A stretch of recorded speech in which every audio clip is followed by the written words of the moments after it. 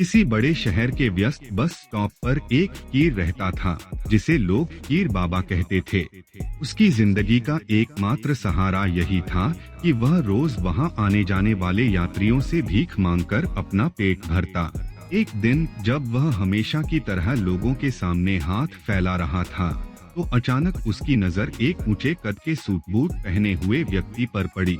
वह व्यक्ति था अरसलान। फकीर बाबा ने सोचा, यह आदमी तो बहुत अमीर लगता है, अगर मैं इससे मांगूंगा तो जरूर अच्छे पैसे देगा। वह अरसलान के पास गया और भीख मांगी। अरसलान ने रुककर उसे देखा और बोला, बाबा, तुम हमेशा दूसरों से मांगते रहते हो, कभी किसी को कुछ दिया भी है? फकीर बाबा ने शर्मिंदगी से कहा, साहब, मैं तो फकीर हूँ, मेरी क्या हैसियत कि मैं किसी को कुछ दे सकूं? अरसलान ने गंभीर लहजे में कहा, बाबा, जब तुम किसी को कुछ दे ही नहीं सकते, तो तुम्हें मांगने का भी कोई हक नहीं है। मैं एक व्यापारी हूँ और लेन देन पर विश्वास रखता हूँ। अगर तुम्हारे पास मुझे देने के लिए कुछ होगा, तभी मैं बदले में तुम्हें कुछ दे सकता हूँ। यह कहकर अरसलान बस में बैठा और चला गया। फकीर बाबा वहीं खड़ा सोचता रह गया। ये शब्द उसके दिल में घर कर गए। वह 2 दिन तक यही सोचता रहा, क्या सचमुच मैं हमेशा बिना कुछ दिए सिर्फ लेता ही रहा हूँ? लेकिन मैं तो फकीर हूँ, मेरे पास देने को है ही क्या?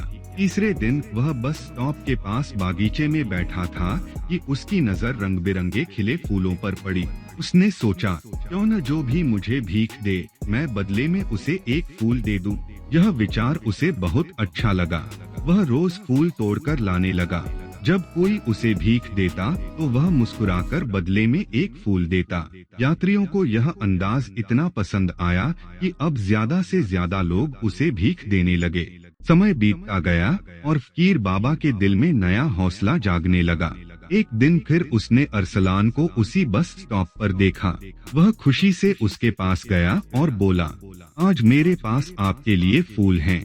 अगर आप मुझे कुछ देंगे तो बदले में ये फूल आपके होंगे। अरसलान मुस्कुराया, कुछ पैसे दिए और बदले में फूल ले लिए। फिर उसने कहा, वाह बाबा, आज तो तुम भी मेरी तरह एक व्यापारी बन गए हो। ये जुमला फकीर बाबा के दिल को लग गया। अब वह खुद को सिर्फ फकीर नहीं समझता था, बल्कि एक व्यापारी। उसने अपनी सोच बदल ली। कुछ समय बाद लोग हैरान रह गए कि फकीर बाबा बस स्टॉप पर दिखाई नहीं देता। महीने गुजर गए। फिर एक दिन अरसलान किसी काम से बस स्टॉप पर आया।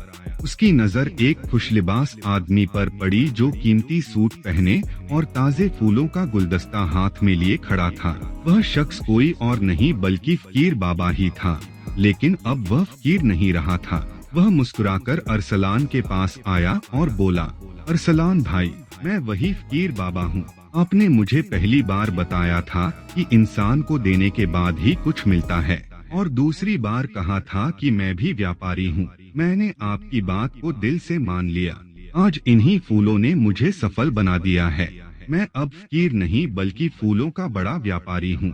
अरसलान खुशी से हंसा और बोला, बाबा, यही तो जिंदगी का असली राज है।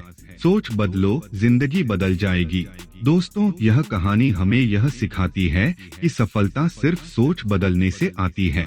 अगर हम खुद को छोटा समझेंगे तो हमेशा छोटे ही रहेंगे, लेकिन अगर अपनी सोच को बड़ा कर लें और दूसरों को देने का जज्बा पैदा करें तो जिंदगी बदलने में देर नहीं लगती।